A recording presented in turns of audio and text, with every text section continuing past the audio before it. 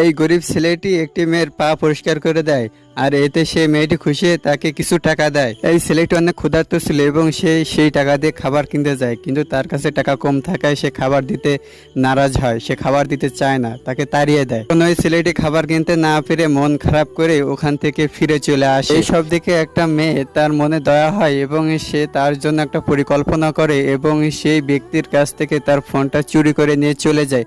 আর এটা সেই ভিক্ষুক ছেলেটি দেখে ফেলে, আর ওই খাবারওয়ালা ব্যক্তির ফোনটা হারিয়ে যাওয়াতে সে অনেক কষ্ট পায়। ওখানে ওই মেয়েটির সামনে একটি লোক চলে আসে এবং তাকে তার ঠিকানা জিজ্ঞেস করতে যায়, আর তখন সেই ছেলেটির পেছ থেকে ওই মোবাইলটা সেই ব্যক্তি নিয়ে চলে যায়। আর মেয়েটি অনেক ঘাবড়ে যায় দেখে।